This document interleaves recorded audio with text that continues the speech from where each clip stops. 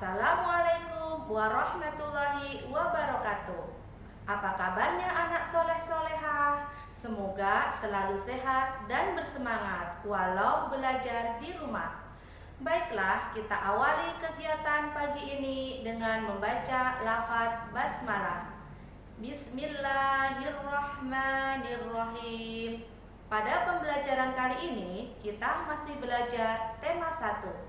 Tentang apa ya? Masih ingat kan? Ya, indahnya kebersamaan. Nah, untuk sekarang kita lanjut ke subtema 2, kebersamaan dalam keberagaman. Walaupun kita berbeda baik dari segi suku, budaya, dan agama, namun kita harus tetap bekerja sama. Seperti semboyan negara kita, Bhinneka Tunggal Ika. Siapa yang tahu artinya? Ya, artinya adalah walaupun berbeda-beda, tetapi kita tetap satu jua. Tema 1. Indahnya kebersamaan. Subtema 2. Kebersamaan dalam keberagaman. Tujuan pembelajaran: 1. Siswa mampu menjelaskan secara sederhana mekanisme indera pendengaran menangkap bunyi. 2. Siswa mampu mengidentifikasi penyebab perpecahan dalam masyarakat. 3. Siswa mampu menemukan sikap toleransi dan kerjasama dalam keragaman suku, budaya, dan agama di lingkungan tempat tinggalnya. 4. Siswa mampu menyusun beberapa gagasan dalam sebuah tulisan. 5. Siswa mampu melakukan gerak dasar tari kreasi daerah yang diamatinya. Indera pendengaran. Telinga merupakan indera untuk mendengar suara, tetapi tidak semua suara dapat didengar, karena telinga hanya mampu mendengar suara berfrekuensi antara 20 sampai 20 ribu getaran per detik. Telinga dibagi menjadi 3 bagian. 1. Telinga bagian luar. 2. Telinga bagian tengah. Dan 3. Telinga bagian dalam. Untuk lebih jelasnya, simak video berikut ini. Indera pendengaran kita yaitu sepasang telinga yang terletak di samping kepala kiri dan kanan. Telinga memiliki 3 bagian, yaitu bagian luar, bagian tengah, dan bagian dalam. Telinga luar adalah bagian yang bisa terlihat. Telinga luar terdiri dari daun telinga yang berfungsi untuk menangkap bunyi dari lingkungan. Kemudian, lubang telinga untuk masuknya bunyi, dan saluran telinga di mana panjangnya kurang lebih 2,5 cm dan agak berbelok. Bunyi diteruskan ke telinga ke bagian tengah melalui saluran ini. Telinga bagian tengah yang terdiri dari gendang telinga berfungsi untuk menerima getaran bunyi yang ditangkap daun telinga. Bagian tengah telinga juga memiliki 3 tulang pendengaran yang disebut ossicle. Tulang pendengaran terdiri dari tulang martil, tulang landasan, dan tulang sanggurdi. Tulang-tulang ini berfungsi untuk menghantarkan getaran dari gendang telinga ke telinga bagian dalam. Telinga bagian dalam terdiri dari 3 saluran setengah lingkaran yang berfungsi sebagai alat keseimbangan tubuh. Rumah siput atau koklea yang di dalamnya terdapat cairan dan rambut-rambut halus yang berguna untuk menyampaikan getaran ke ujung-ujung saraf pendengaran. Saluran eustachius menjaga tekanan udara di dalam rongga telinga dan tekanan udara di luar agar selalu sama. Serta saraf-saraf pendengaran yang berfungsi menyampaikan bunyi ke pusat saraf atau otak. Bagaimana telinga kita mendengar? Simak penjelasannya berikut ini. Gelombang bunyi dari luar diterima oleh daun telinga. Kemudian, bunyi tersebut masuk ke lubang telinga dan diteruskan ke gendang telinga melalui saluran telinga. Gelombang bunyi tersebut menggetarkan gendang telinga yang kemudian membuat tulang-tulang pendengaran atau ossicle juga ikut bergetar. Ossicle bergerak seperti tuas sehingga getaran menjadi lebih keras. Getaran dari ossicle membuat cairan dalam koklea atau rumah siput mengalir pada rambut-rambut halus koklea. Kemudian, rambut halus di dalam rumah siput meneruskan getaran itu ke ujung saraf pendengaran. Lalu saraf pendengaran menyampaikan rangsang bunyi tersebut ke otak. Jadilah kita dapat mendengar bunyi. Telinga kita perlu dijaga agar selalu berfungsi dengan baik. Kita dapat memelihara telinga dengan cara hindari tempat yang bising dan terlalu keras karena dapat menyebabkan genang telinga sobek. Rutin membersihkan lubang telinga secara teratur dan harus hati-hati. Yang terakhir, jangan memasukkan benda keras yang tajam ke dalam telinga karena dapat melukai bagian dalam telinga. Bunyi merambat melalui media. Masih ingat kan apa yang dimaksud dengan bunyi? Ya, bunyi adalah hasil getaran dari sebuah benda. Gelombang bunyi merupakan salah satu bentuk gelombang longitudinal dan gelombang mekanik.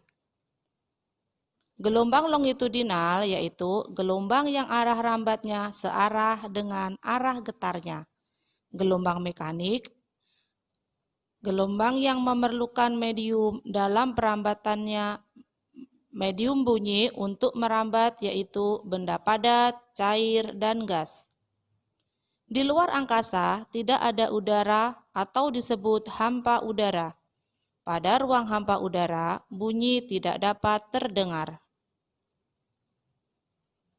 Perambatan bunyi memerlukan waktu. Kecepatan perambatan bunyi disebut dengan cepat rambat bunyi. Kecepatan perambatan bunyi melalui berbagai jenis benda tidak sama.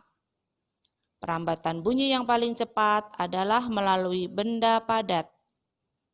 Contoh, tempelkan telinga kalian pada meja, kemudian teman kalian memukul meja.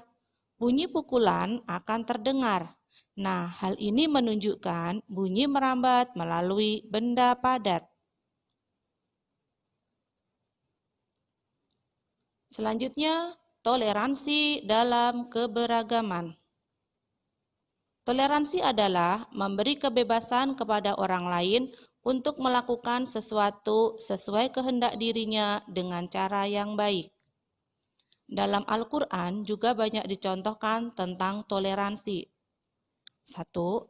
Tetap menjalin hubungan baik dengan orang tua walaupun berbeda agama. Dijelaskan dalam Quran Surat Luqman ayat 15. Yang kedua, memberi bantuan kepada orang yang lemah, orang miskin, dan anak yatim. Dijelaskan dalam Quran Surat Al-Insan ayat 8. Apa yang terjadi apabila tidak ada toleransi antar anggota masyarakat? Tentunya akan menimbulkan konflik. Dan konflik tersebut dapat memicu terjadinya perpecahan dalam masyarakat. Bangsa Indonesia yang beragam budayanya sangat rentan terhadap konflik. Oleh karena itu, sikap toleransi harus ditumbuhkan dalam masyarakat. Perbedaan agama juga merupakan salah satu pemicu terjadinya konflik. Cara menyikapi agar tidak terjadi konflik. 1. Menghormati perbedaan agama orang lain. 2. Tidak memaksakan kehendak kepada orang lain. 3. Menghargai orang lain menjalankan ibadah sesuai agamanya. 4. Melaksanakan ajaran agama dan keyakinan sendiri dengan benar. 5. Tidak memandang rendah agama dan keyakinan orang lain. Sikap toleransi dan kerjasama di lingkungan masyarakat. Banyak sekali bentuk-bentuk kerjasama dalam kehidupan bermasyarakat. Manusia adalah makhluk individu sekaligus makhluk sosial, sehingga manusia tidak bisa hidup menyendiri. Kerjasama ditumbuhkan menjadi sebuah budaya positif yang akan memperkokoh persatuan bangsa. Karena kerjasama selalu melibatkan keberagaman. Orang yang tidak bisa menerima keberagaman disebut intoleran. Sikap intoleran sangat berbahaya karena selalu mengarah pada perpecahan di masyarakat. Untuk membiasakan kerjasama, kalian harus memperhatikan hal-hal berikut. 1. Memahami cita-cita atau tujuan bersama yang akan diraih dalam setiap kegiatan. 2. Berpartisipasi secara aktif dalam menentukan dan melaksanakan aturan. 3. Jangan memandang rendah orang lain. 4. Mencegah sumber konflik agar tidak merusak suasana kerja sama. Pada materi sebelumnya, kita telah membahas gagasan pokok. Masih ingat apa itu gagasan pokok? Ya, gagasan pokok adalah gagasan yang menjadi dasar pengembangan suatu paragraf. Kali ini kita akan belajar membuat ringkasan atau rangkuman. Rangkuman sering disebut ringkasan, yaitu bentuk ringkas dari suatu uraian atau pembicaraan. Kegiatan meringkas dapat dilakukan dengan menggabungkan kalimat utama atau mencari ide pokok setiap paragraf yang kemudian dihubungkan dengan menambah kalimat penghubung lainnya. Nah, bagaimana langkah-langkah menulis rangkuman? 1. Membaca dengan baik bacaan yang akan dirangkum.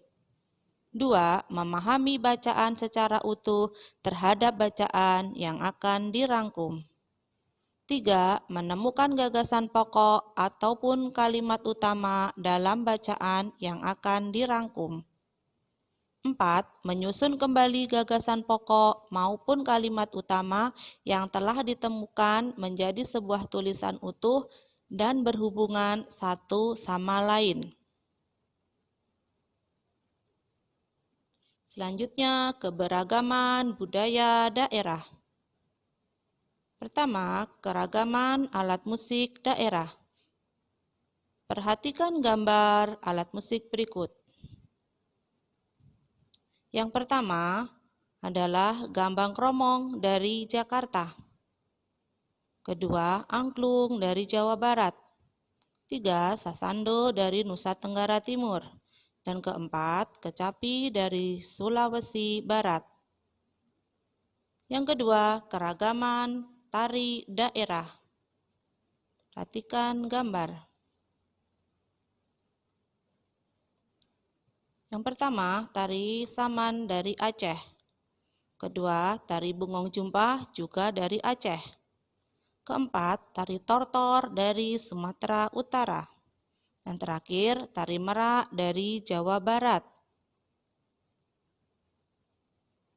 Nah, sekarang kita belajar pola lantai dalam tarian. Nah, perhatikan gambar. Gambar 1 adalah pola lantai berbentuk vertikal. Dan 2 berbentuk horizontal.